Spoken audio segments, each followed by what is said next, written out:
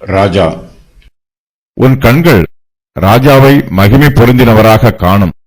தூரத்தில் உள்ள தேசத்தையும் பார்க்கும். உன் மனம் பயங்கரத்தை நினைவு கூறும். கணக்கன் எங்கே? தண்டல்காரன் எங்கே? கோபுரங்களை எண்ணினவன் எங்கே? உனக்கு விளங்காத பாஷையையும் அறிதற்கரிய ஒருவிதமான பேச்சையும் உடைய அந்த குரூர ஜனங்களை இனி நீ காணாய். கர்த்தர் எருசலேமை பாதுகாப்பார். எருசலேமை முற்றுகை போட்டிருக்கும் அசீரியரின் கைகளில் இருந்து தம்முடைய பரிசுத்த நகரத்தை விடுவிப்பார்.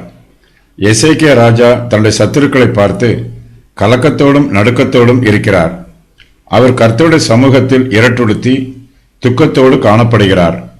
அவர் மறுபடியும் ராஜ வஸ்திரங்களை அணிந்து மகிமை பொருந்தினவராக இருப்பார். ராஜாவும் யூதா தேசத்து ஜனங்களும் மிகுந்த சந்தோஷமாய் இருப்பார்கள். நீதியாய் நடக்கிறவர்களும் செம்மையானவைகளை பேசுகிறவர்களும் தங்கள் விசுவாச கண்களினால் ராஜாவை மகிமை பொருந்தினவராக காண்பார்கள். யூதா தேசத்தின் ராஜாவாகிய எசேக்கியாவை மாத்திரமல்ல, அவர்கள் கர்த்தாதி கர்த்தராகிய ராஜாதி ராஜாவையும் அவருடைய பரிசுத்த அலங்காரத்தோடு காண்பார்கள். கர்த்தருடைய பரிசுத்தம் யூதா ஜனத்தார் மீது தங்கியிருக்கும். அசீரியர்கள் எருசலேமை சுற்றிலும் இப்போது முற்றுகை போட்டிருக்கிறார்கள். நகரத்திற்குள்ளே இருக்கிற ஜனங்களால் வெளியே எங்கும் போக முடியவில்லை. கர்த்தருடைய பலத்த புயத்தினால் அசீரியர்கள் தோற்று போவார்கள். எருசலேம் நகரத்தை முற்றுகை போட்டிருப்பதை விலக்கிக் கொள்வார்கள். அப்போது நகரத்திற்குள்ளே இருக்கிற கர்த்தருடைய பிள்ளைகள் எந்தவிதமான பயமும் இல்லாமல் பதட்டமும் இல்லாமல் நகரத்தை விட்டு வெளியே போவார்கள். அவருடைய கண்கள் தூரத்தில் உள்ள தேசத்தையும் பார்க்கும். அசீரியர்கள் எருசலேமை முற்றுகை போட்டிருந்த போது நகரத்திற்கு வெளியே போனால் தாங்கள் சத்துருக்களின் கைகளில் விழுந்து விடுவோமோ என்னும் பயம் யூதா ஜனத்தாருடைய இருதயத்தில் நிரம்பி இருந்தது. இப்போது அந்த பயம் அவர்களை விட்டு நீங்கி போயிற்று.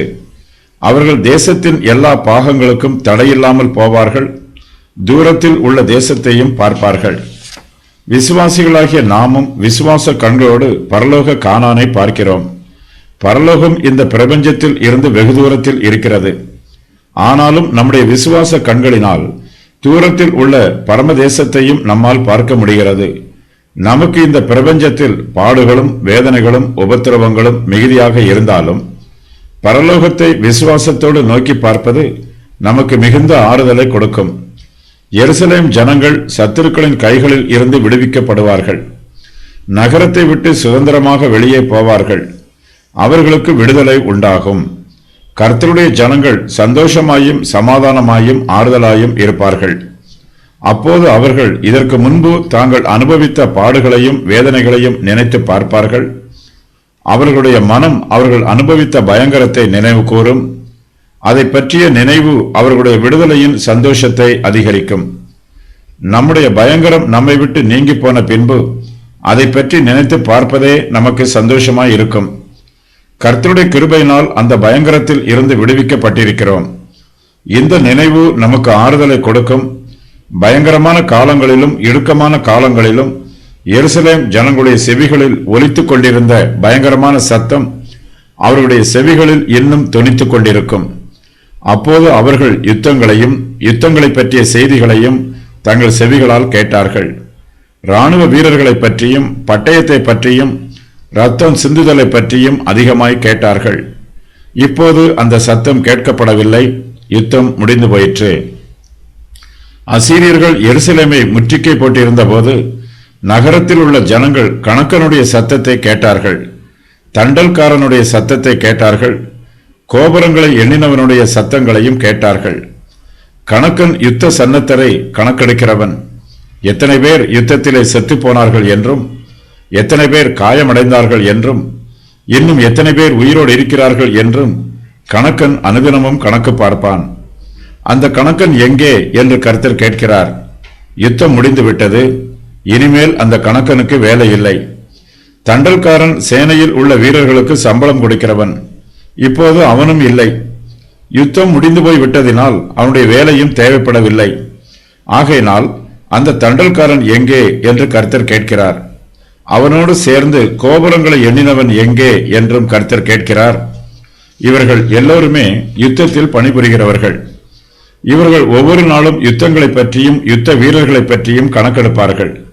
யுத்த சேதங்களை பற்றிய சேதாரங்களை சேகரிப்பார்கள். அசீரியர்கள் எருசலேமை முற்றுகை போட்டிருந்த போது நகரத்து ஜனங்கள் அசீரியனை பார்ப்பதற்கு பயந்தார்கள்.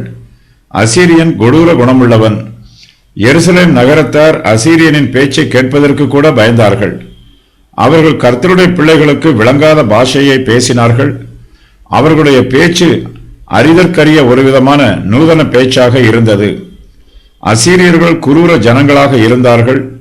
அவர்களை பார்க்கும் போதும் அவர்களுடைய பேச்சை கேட்கும் போதும் எருசலேம் ஜனங்கள் பயந்து நடுங்கினார்கள். அந்த குரூர ஜனங்களை இனி நீ காணாய் என்று கர்த்தர் தம்முடைய ஜனத்திற்கு ஆறுதலாக சொல்லுகிறார். எசேக்கியா ராஜா அசீரியரின் சேனாபதியிடம் தன்னுடைய சேவகர்களை அனுப்பினான்.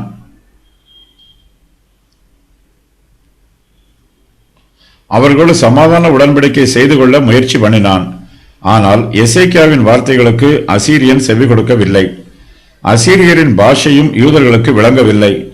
அவர்கள் அறிதற்கரிய ஒரு விதமான பேச்சை பேசினார்கள். அசீரியர்கள் இஸ்ரவேலின் பரிசுத்தருக்கு விரோதமாய் தூஷண வார்த்தைகளை சொன்னார்கள். அப்படிப்பட்ட சத்துருக்களை இனிமேல் எருசலேம் நகரத்தார் பார்க்க மாட்டார்கள். அவர்களுடைய விளங்காத பாஷையையும் கேட்க மாட்டார்கள். கர்த்தர் அசீரியரை முற்றிலும் அழித்து போட்டார்.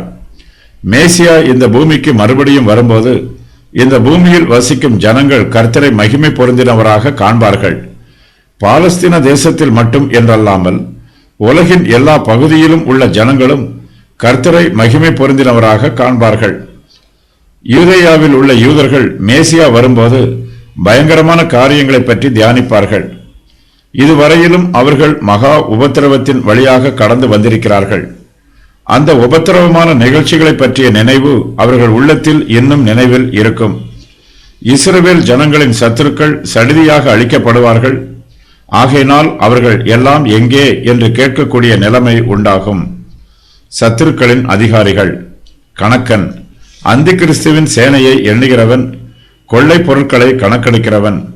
தண்டல்காரன், அந்தி கிறிஸ்துவின் சேனைக்கு சம்பளம் கொடுக்கிறவன், கொள்ளையின் மதிப்பை கணக்கெடுக்கிறவன். கோபுரங்களை எண்ணுகிறவன், அந்தி கிறிஸ்து பட்டணங்களை முற்றுகையிடும்போது அந்த பட்டணங்களை பற்றிய விவரங்களை சேகரிக்கிறவன். அந்தி கிறிஸ்துவின் சேனை அழிக்கப்பட்ட பின்பு யூதாவின் மீது அந்நிய தேசத்தார் யாரும் யுத்தம் பண்ண வரமாட்டார்கள். 1000 வருஷ அரசாட்சியிலும் புதிய பூமியிலும் மனுஷர் யுத்தம் பண்ண மாட்டார்கள்.